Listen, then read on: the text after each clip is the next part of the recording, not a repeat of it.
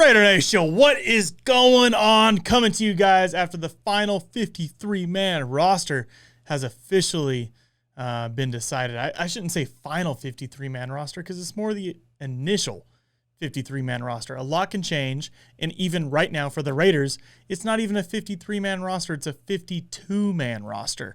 Obviously, there's a lot of players that are hitting the waiver wire that could be intriguing us. I know we have a couple holes to fill at offensive line. We have an extra quarterback carrying around. We have maybe a couple defensive backs that could be, expendable. We're going to see how that plays out. And obviously coming to you right now with this video, always rocking my Black Sunday gear. Always rocking the Black Sunday gear. Make sure you guys visit blacksundayshop.com. I'm going to have the link down in the bio. Go load up, man. I mean, the season's right around the corner. You got to get right. Got to get right and get it tight. And I tell you something. Myself and Black Sunday, of course, we've kind of teamed up and we have a really good thing going in Las Vegas. I want to talk about that in a minute. If you guys are going to the home opener or going to any other Raiders home games, make sure you swing by and check us out at Sahara Las Vegas. We're going to be chilling there the night before, all day game day. We're going to be doing all kinds of big things at Sahara Las Vegas. Watch parties, some stuff the night before, hanging out, fire merch from Black Sunday. Come by, watch. I'm going to do a pregame show, live pregame show, live postgame show. You can get on the show live. We can just kick it. We can hang out, obviously just chop it up about some Raiders football and do our thing. So keep that in mind. That is RaiderCody.com/Sahara. That link is going to be in the bio as well. So yeah, Black Sunday shop. We're doing it big this year. Gonna do some good things in Vegas. But like I said, the final 53-man or kind of 52-man roster is officially out. The initial 52-man roster is out. So let's talk about it and let's see where our starters land. Let's get into it. Starting off the only place we can, and that is with quarterback. Obviously, starting quarterback Derek Carr's coming in with Marcus Mariota behind him and Nathan Peterman, a third quarterback on the roster. How long that lasts, who knows? He had like an injury stash last year. Do you remember that? He had a somewhat of a random injury pop up during preseason. We stashed him on IR. This year he's on the roster. Do we try and keep him on the actual official 53-man roster this year? Who knows? Hopefully not.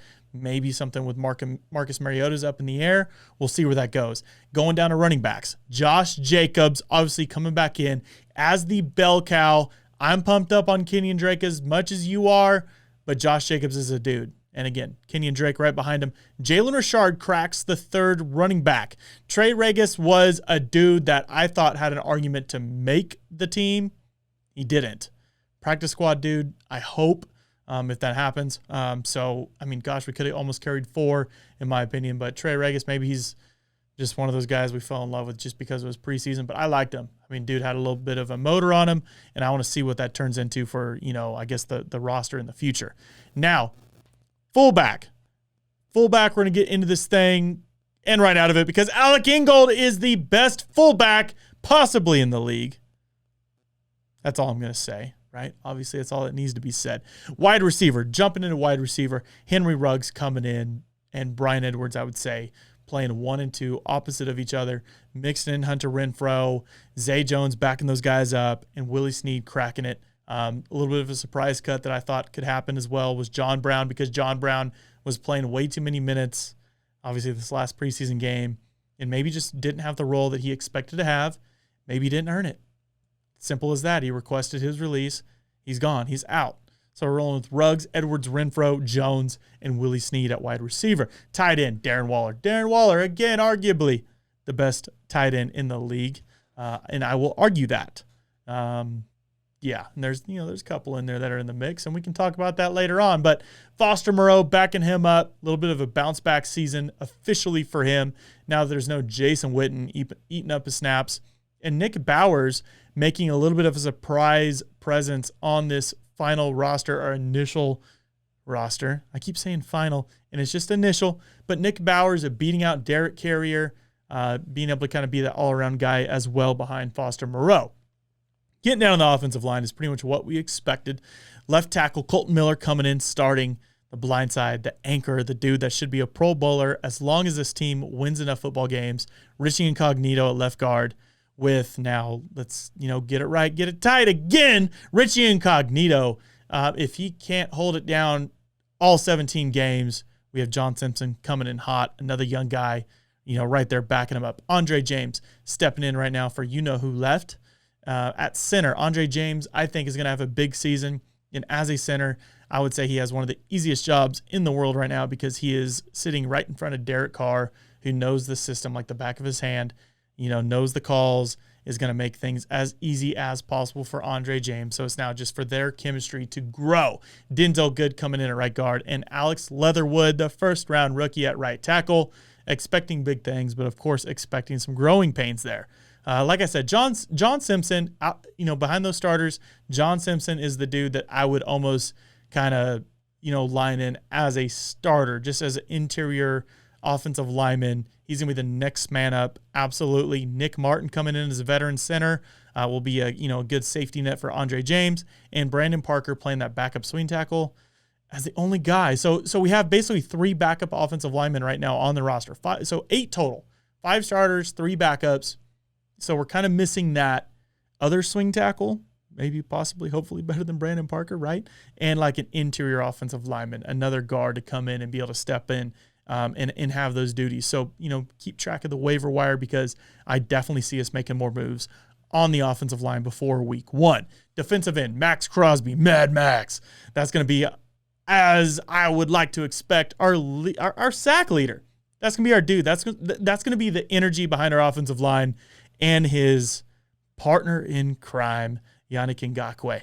Ngakoue and Max are hopefully going to be, I guess the 2 players on our defense that take this thing to the next level, with Cleveland Farrell backing him up, Carl Nassib backing him up. Cleveland's going to be kind of bouncing inside, outside kind of as a backup, and then you're going to have Malcolm Kuntz coming in as well as a defensive end. That's going to be kind of more of that, outside linebacker role, passing down situations. Maybe you throw him in on the edge and kind of just like a heavy blitz package and just send the house with Kuntz on the outside of, Yannick or Max.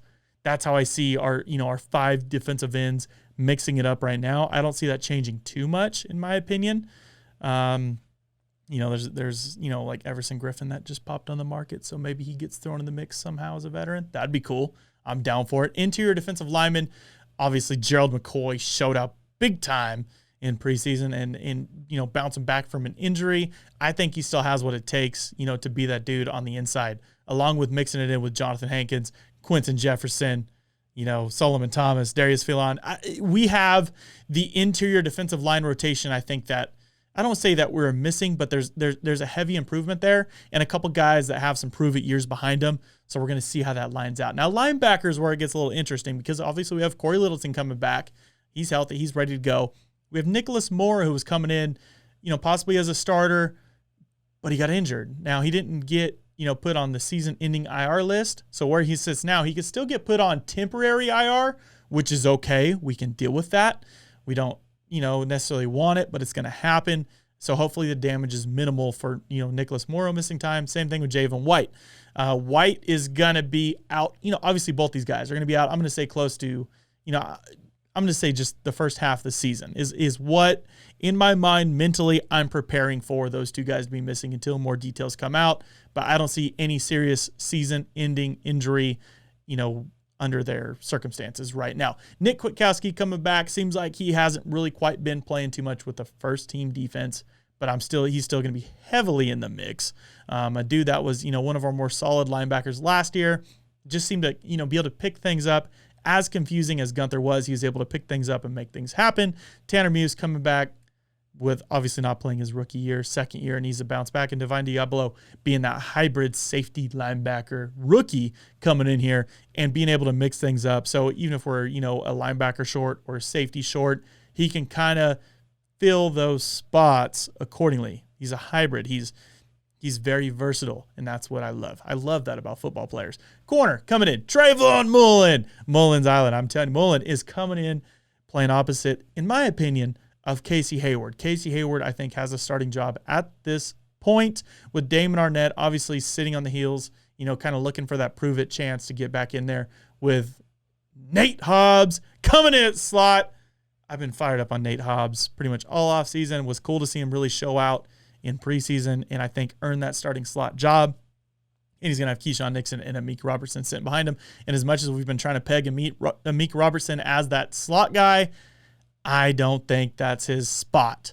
I think he's more of an outside corner. I think he has a role here as a defensive back, but being the nickel corner in this defense isn't quite Amik Robertson's duty. Getting down to safety, Jonathan Abram, obviously with another duo of Trayvon Merrick. So these guys together are hopefully just going to completely cover the back end of this. And Merrick being able to be that ball hawk, free safety that we hope he is going to be it's going to allow Jonathan Abram to do what we want Jonathan Abram to do. Get up in the box, mix it up.